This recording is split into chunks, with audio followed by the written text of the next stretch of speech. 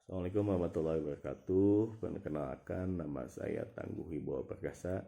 Saya mahasiswa Stikes Kota Sukabumi, ahli jenjang 12 dengan NIM C1AB20028.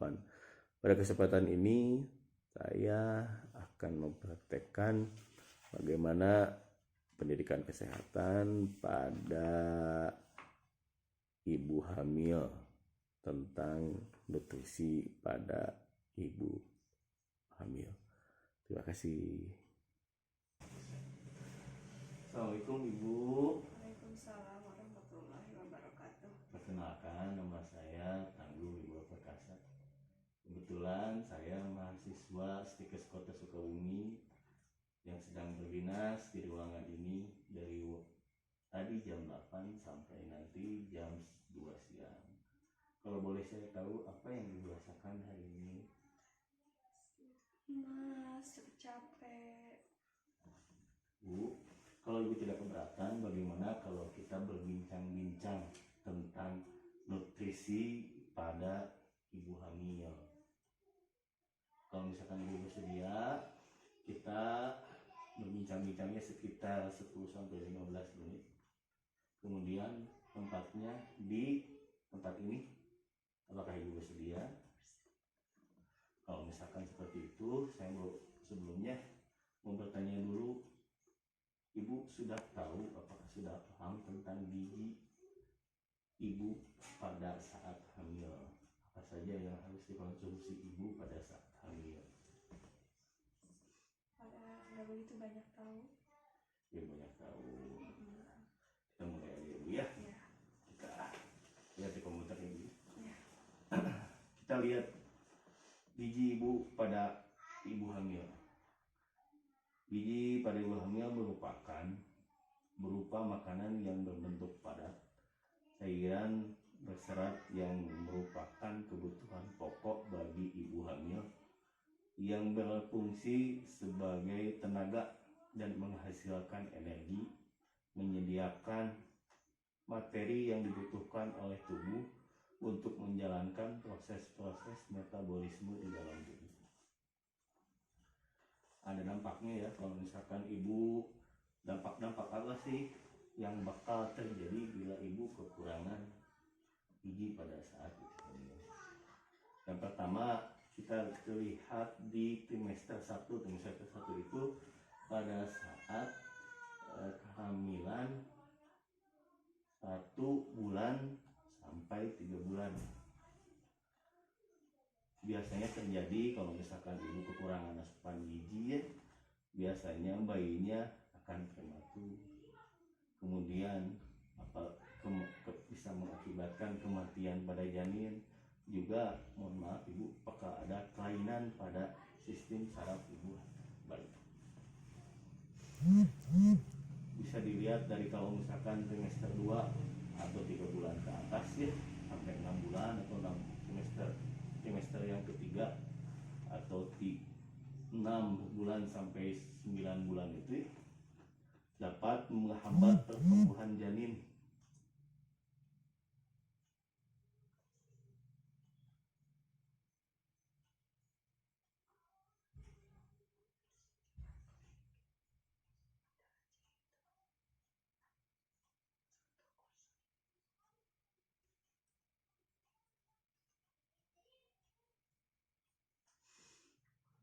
Kemudian apa-apa saja sih kebutuhan gizi pada ibu hamil? Yang makanan-makanan yang terdiri dari karbohidrat, kemudian lemak, protein, mineral, vitamin, zat besi, asam folat, zat seng, dan kalsium. Kita bahas satu-satu ya Bu ya. Yang pertama, karbohidrat. Karbohidrat merupakan sumber utama untuk tambahan kalori yang dibutuhkan selama kehamilan. Selama dalam kandungan membutuhkan karbohidrat sebagai sumber kalori yang utama. Pilihan yang dianjurkan yaitu bisa nasi, bisa roti, kemudian bisa mie pasta seperti itu. Selain mengandung vitamin, dan mineral. Karbohidrat kompleks juga meningkatkan asupan serat yang dianjurkan selama hamil, mencegah terjadinya konstipasi atau sulit buang air besar. Kemudian selanjutnya yaitu lemak. Pertumbuhan dan perkembangan janin selama dalam kandungan membutuhkan lemak sebagai sumber utama. Lemak merupakan sumber tenaga yang vital. Dan untuk pertumbuhan jaringan plasenta ibu, pada kehamilan yang normal, kadar lemak dalam aliran darah akan meningkat pada akhir trimester 3.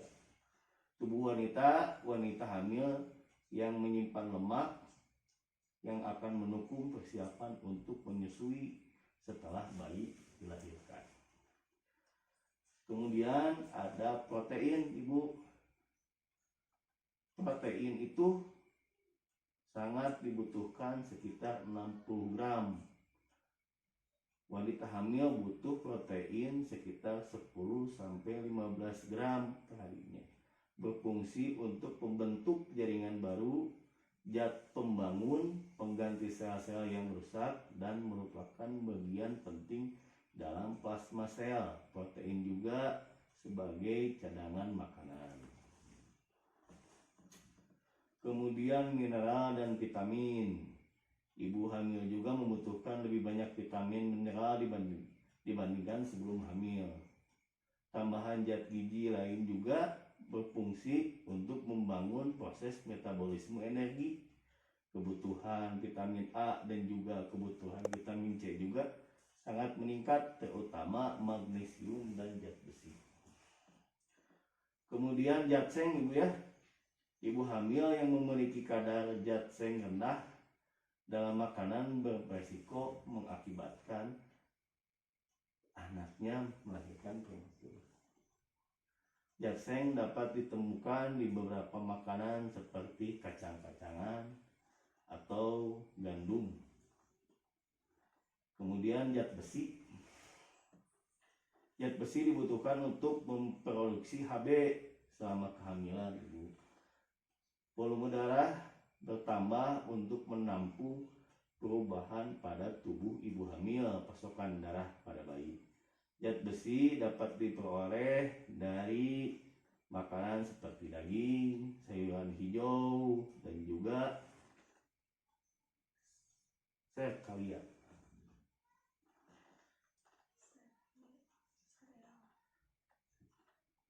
Ada juga asam folat ibu ya. Yang terakhir merupakan vitamin B yang memegang peran penting dalam perkembangan janin. Asam folat sangat diperlukan selama sebelum kehamilan dan pada saat awal kehamilan. Folat dapat diperoleh dari sayuran hijau seperti bayam, jus apel, jus jeruk, dan lain sebagainya. Jus-jusan. Ya.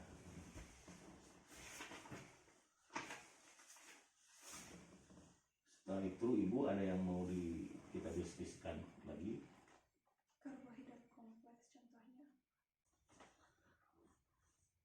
Contoh karbohidrat kompleks untuk ibu hamil contohnya seperti roti gandum, sereal atau gandum yang utuh. Kemudian kentang, pasta, kacang-kacangan seperti kacang polong,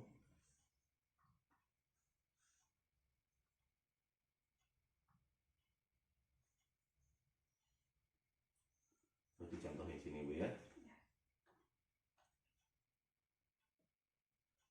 Ubi jalar, kemudian jagung, sayur-sayuran seperti brokoli, lobak, wortel, tomat, bayam. Kalau misalkan buah-buahan itu seperti apel, pir, jeruk, dan stroberi. Ada lagi bu yang mau ditanyakan?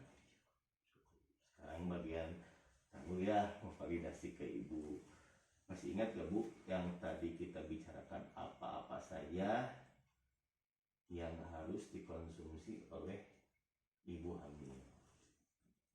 Makanan yang mengandung karbohidrat, Terus